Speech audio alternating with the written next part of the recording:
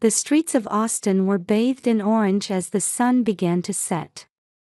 I, Lauren Cooper, gripped the steering wheel while checking on Ethan's sleeping face in the passenger seat. He must be tired from swimming practice today. As I listened to my 9-year-old son's steady breathing, I savored this peaceful moment of happiness. It had been a busy day from morning. After sending Ethan off to school, I completed 3 property assessments and had a meeting with a new client in the afternoon. As a real estate appraiser in my 2nd year of independence, I was finally starting to build a solid track record. Mom, I got a perfect score on yesterday's math test. That morning, Ethan had shown me his test with a beaming smile. For the past 2 years since the divorce, his smile had been my driving force. After graduating from the University of Texas at Austin, I worked for a major real estate company for 10 years before taking the leap to independence. With over 120 clients now, things were finally starting to fall into place. Still, an annual income of $80,000 didn't leave much room for extras. There was still $150,000 left on the house mortgage. Even so, I had no intention of giving up our home in the quiet residential area of Travis Heights. It was close to St. Edward's University and blessed with the excellent Eanes School District. More importantly, this house, filled with Ethan's memories, was our sanctuary. Should we have a barbecue this weekend? The church community had warmly embraced me as a single mother. I actively participated in PTA activities and valued our neighborhood relationships. This environment was perfect for raising a child. Mom, I improved my time again today. After practice, Ethan proudly reported his achievement. Swimming 3 times a week. This was one thing I wanted to continue after the divorce. It was one of our connections to Michael. I believe the twice-monthly visits with his father are essential for Ethan's emotional stability. Hey, Ethan. What would you like for breakfast tomorrow? Should we get something special from Whole Foods? I spoke to my sleeping son as we waited at a red light. No response. Instead, my smartphone started vibrating. A message from Steve. I have something important to discuss tonight. Or tomorrow evening if that works better. I had met Steve Parker 3 months ago at an industry party celebrating my independence as a successful real estate investor. 40 years old. I was honestly attracted to his gentlemanly demeanor and intellectual charm. It was the first special feeling I'd experienced since parting ways with Michael. Above all, his way with Ethan was wonderful. Last weekend, when we had dinner together at Magnolia Cafe, he listened attentively to my son's stories. Perhaps this could become our new family form. Such expectations had begun to slowly take root. I'm sorry. I'm spending tonight with my son. After sending that reply, I focused on driving. We should stop for groceries on the way home. We were running low on Ethan's favorite organic apple juice. I'll make his favorite grilled chicken for dinner. While thinking about the weekend shopping list, I hurried home with a peaceful feeling. When we arrived home, something felt off. Several police cars were parked on the street. 2 uniformed officers stood in front of our doorway. The time was 7:15 p.m. Ethan, wake up, I gently roused my son. He rubbed his eyes and slowly looked around. At that moment, the color drained from Ethan's face. Noticing my son's change, I instinctively gripped his hand. Please don't enter the house right now. One of the officers called out loudly. Another officer approached us. The night wind felt cold against my cheeks. Mrs. Cooper. We received a report from neighbors about sounds and screams coming from inside the house. That's when it happened. Ethan suddenly began trembling all over. Dad. My heart froze at my son's trembling words. Dad is trying to kill someone. That confession shattered our peaceful daily life in an instant.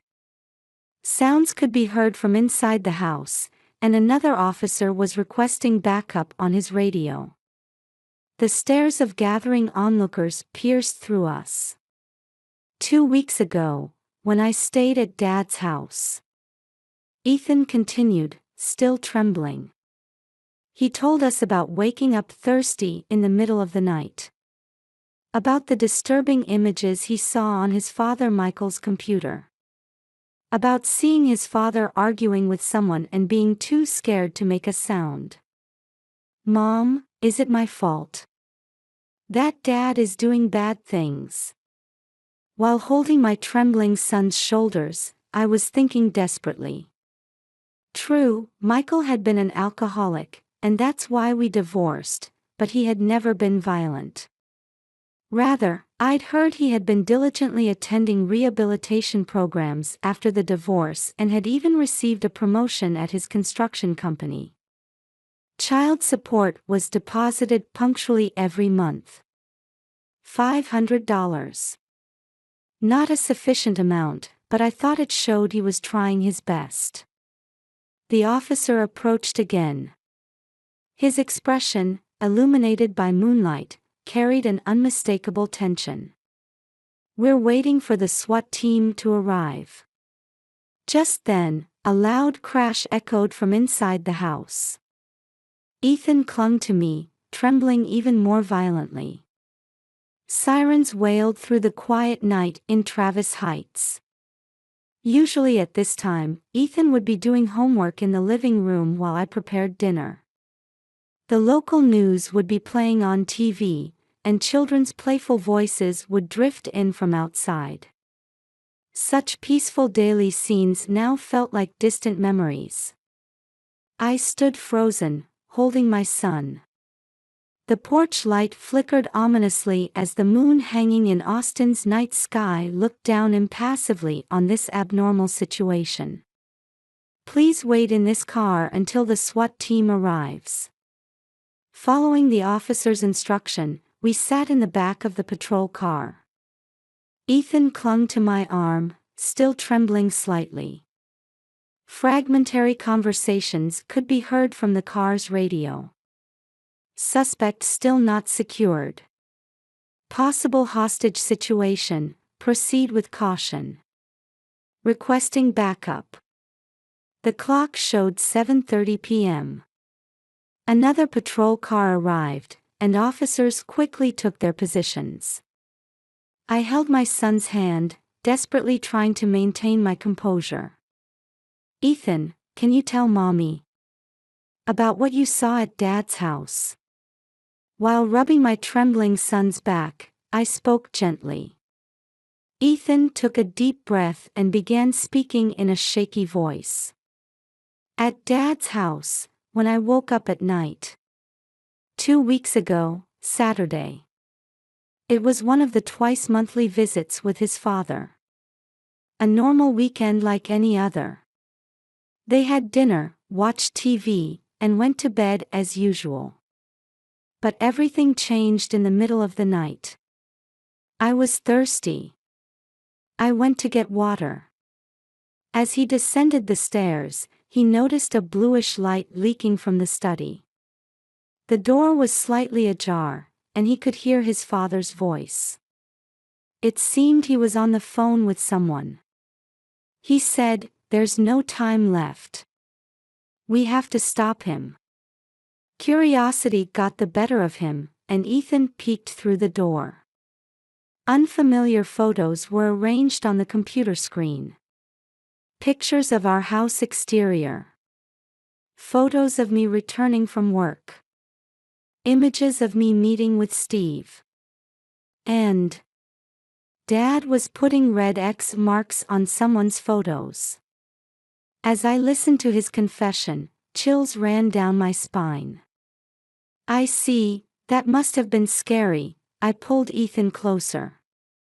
My son continued.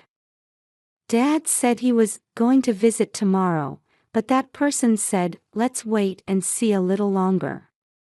Just then, a loud noise echoed from inside the house. The sound of breaking glass, followed by a man's angry shout.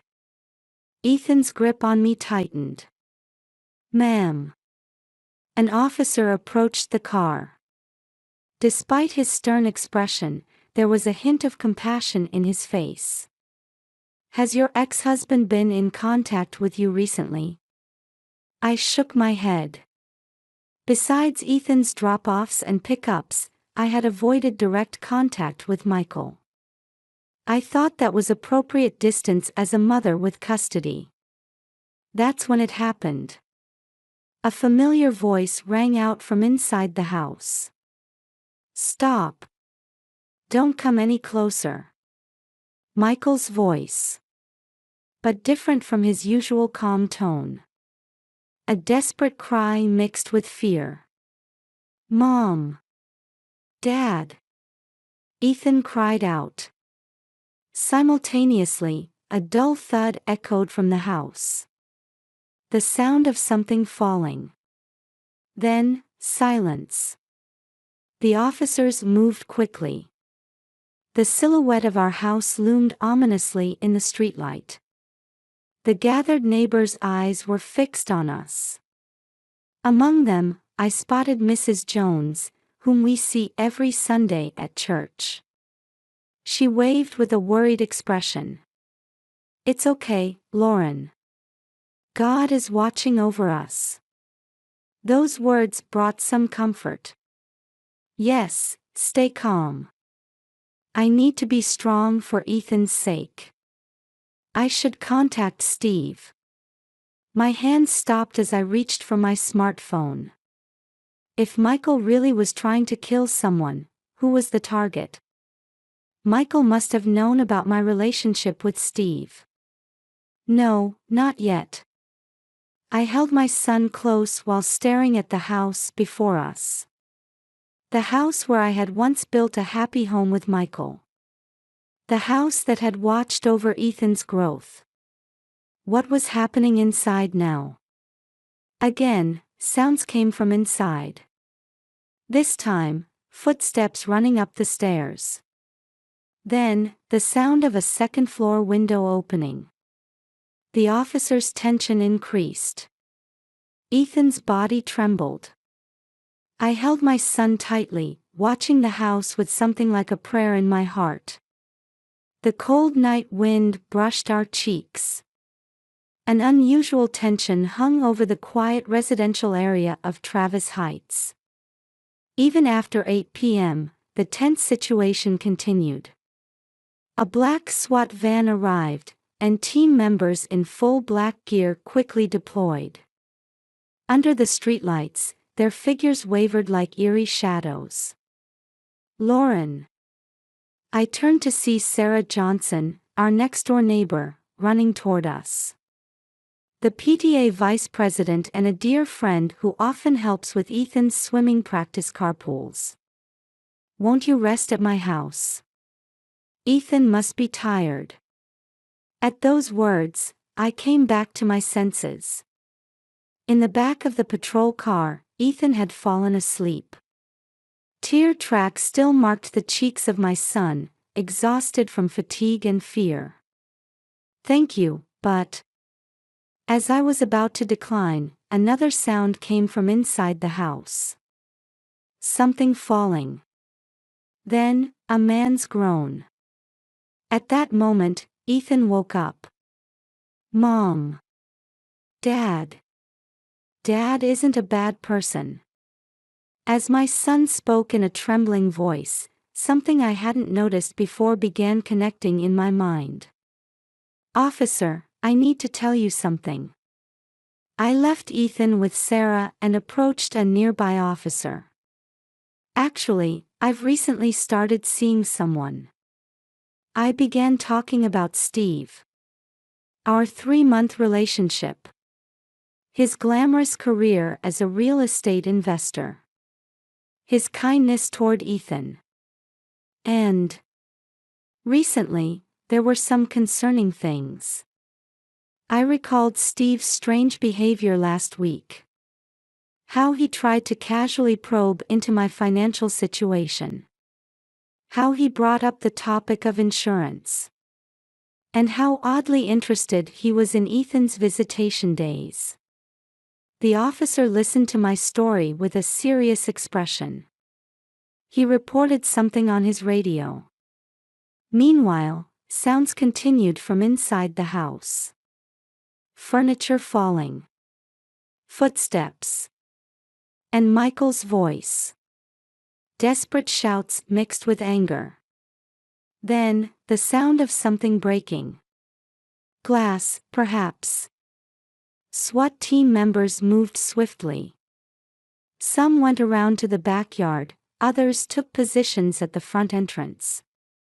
Every movement seemed precisely calculated. "Ma'am, your ex-husband has been providing us with information recently." The officer spoke in a quiet voice. "About a person named Steve Parker. Actually, he has a record of domestic violence in multiple states." At those words, the blood drained from my face. Steve, who was so gentle and gentlemanly. Who had been so good to Ethan. He has a history of violence against his ex-wife. And his career as an investor was completely fabricated. My knees nearly gave out. Sarah supported me from beside.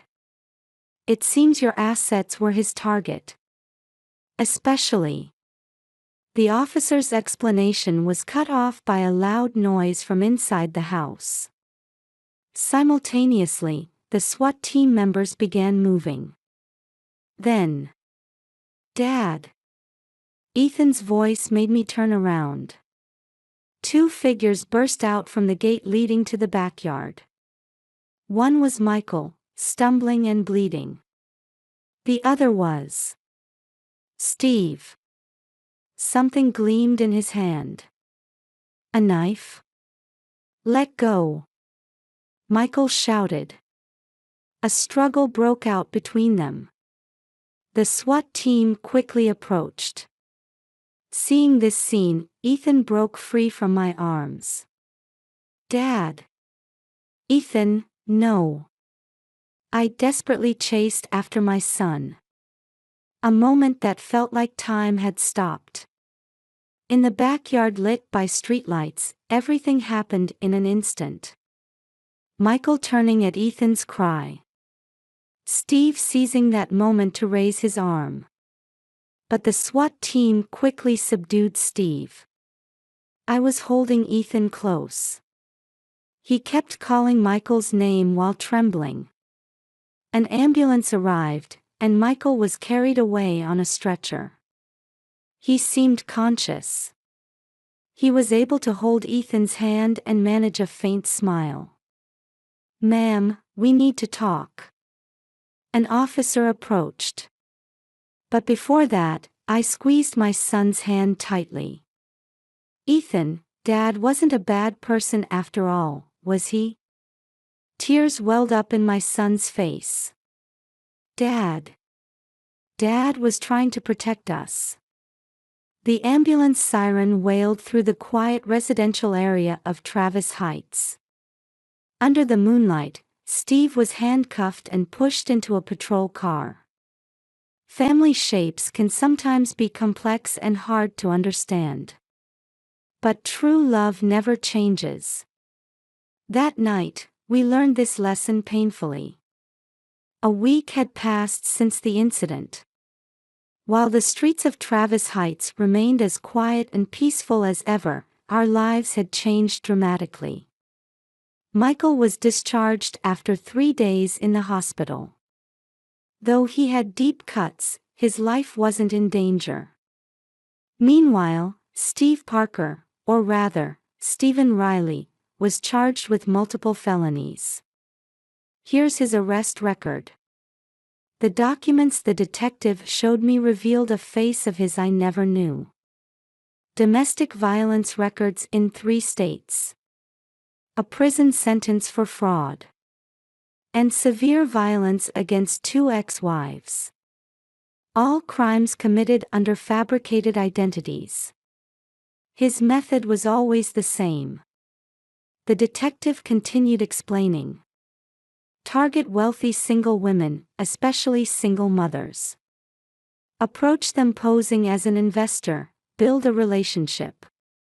Then, after marriage, steal their assets and become violent. In the worst cases. Insurance money. I shuddered at those words. Thinking about how Michael had saved both Ethan's and my life sent chills down my spine. Mr. Cooper began investigating after becoming suspicious of Stephen Riley's background. The testimony of John Taylor, Michael's colleague and former police officer, was included. They had secretly conducted investigations and uncovered Steve's true identity. And then tried to prevent him from approaching us. Mom. I turned to see Ethan standing there. Today was finally time to visit Michael again. Dad's waiting. Taking my son's hand, we headed to Magnolia Cafe. The same place we had visited with Steve before. But today, it held a completely different meaning. Lauren, Ethan. Michael was waiting for us at a window seat. The scars on his face were still fresh, but his expression was peaceful. Dad. Ethan rushed to him. His father gently embraced him. Seeing this scene brought tears to my eyes. I'm sorry.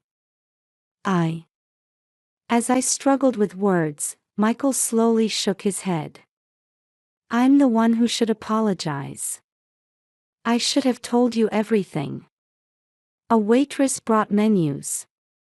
A family having lunch together like any other Sunday. But today was special. Can you tell us about that night? At my question, Michael set down his coffee cup. John told me that Steve was planning to break into the house that night. His colleague John had been investigating using his old police connections. From Steve's phone records, they had detected his plan. He was targeting the time you'd return from swimming practice. I held my coffee cup with trembling hands. Ethan silently picked at his French fries while listening to his father's words. I just wanted to protect you both. That's all. Simple words. But the depth of feeling they contained made my chest tighten. The photos Ethan saw. Evidence of Steve's criminal record. Photos showing his true nature. That's why they had red X marks. To identify the suspect. Dad's a hero. At Ethan's words, Michael gave a slightly embarrassed smile. He gently patted his son's head as the boy worriedly examined his father's scars. I'm no hero. Just a father. At those words, I burst into tears. Other customers turned to look, but I didn't care. Will you continue to be Ethan's dad? Michael quietly nodded at my question. That's my only pride. Ethan smiled happily. His smile was as bright and warm as the sun. On our way home, the 3 of us walked together. A father and child who usually take separate paths were now walking in the same direction. Hey, how about having a barbecue next weekend? Ethan suddenly suggested. Dad should come too. Everyone at church would be happy. Michael and I looked at each other and smiled. The former married couple would never return to what they were. But a new form of family was being born here. Lauren, if you can forgive me. I gently interrupted Michael's words. No more apologies. Let's look forward from now on. The streets of Travis Heights were bathing in the sunset. The sound of bells rang out from St. Edward's University campus. Dad, come watch my next swimming meet, okay? Of course, I will. Listening to the conversation between father and son, I looked up at the sky. Bonds that were wounded and almost lost. But because of this crisis, we were able to find the true shape of our family. Love sometimes appears in unexpected forms. What's important is distinguishing whether that love is real. And never letting go of those who possess true love. With this lesson in our hearts, our new story was about to begin. The porch light warmly welcomed us home. There was nothing to fear anymore. Because here was a genuine family, protected by real love.